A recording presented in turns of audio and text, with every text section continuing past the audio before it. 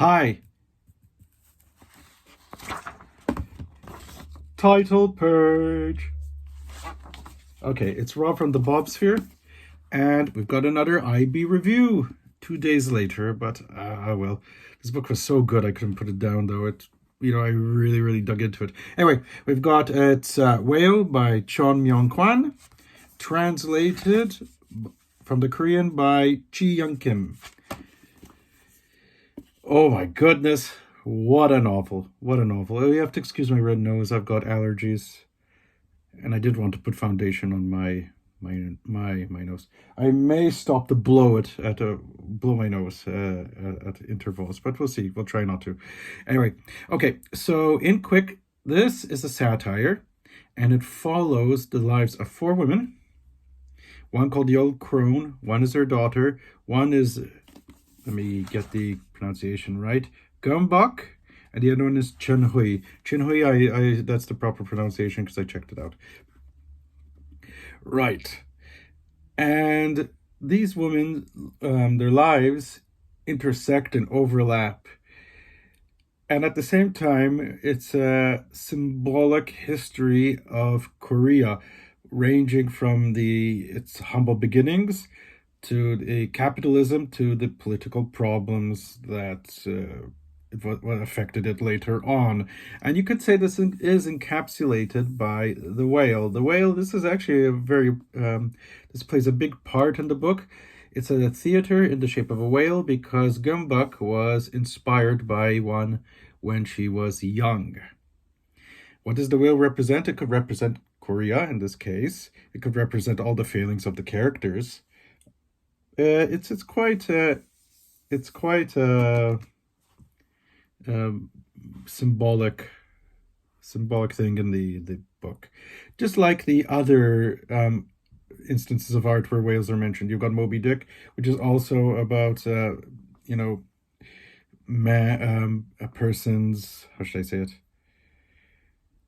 you could say greed or ambition or determination as well, and also alienation.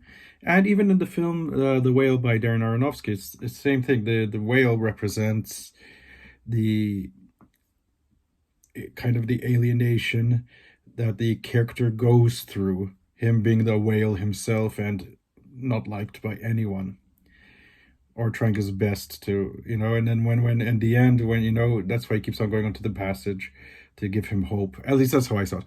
Anyway, wherever it's going on a tangent. Anyway, so that's what the whale represents.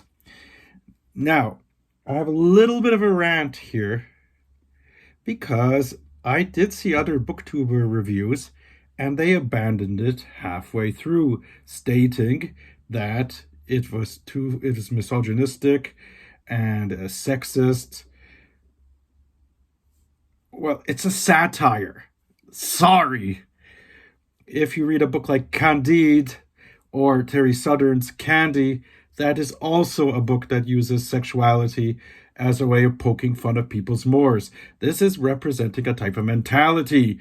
It is not really, it's not really a book that's about misogyny and sexism. It's trying to tell you a message.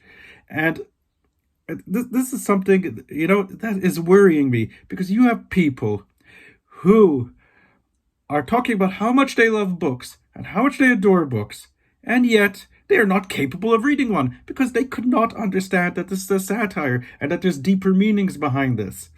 Like I said, Voltaire did the same thing with the baboons and the naked women. Terry Southern did the same thing with the loss of innocence of his character. There's a reason why they're like this. And honestly, and this was brought to me as well, do you think the judges would actually pick a misogynistic book for the sake of it? Come on, there had to be a deeper meaning. Come on, people, read your books, learn how to read. Okay? I have the honest opinion that one particular booktuber had preconceived ideas about this and just, let those awful preconceptions dominate, because that person was totally wrong. And I won't say who because, it's not the place here. Okay? this is a fantastic book. It is brilliant. It is exciting. It's got a very playful structure. There are magical realist elements which usually bother me, but here they didn't. It's an entrancing story from beginning to end. This is highly recommended. This is a 10 out of 10 book. Remember, read in between the lines. That's what you're supposed to do with these types of books. You can't just expect things to, take them superficially. Anyway, rant over. I'm done. Until the next one. Bye.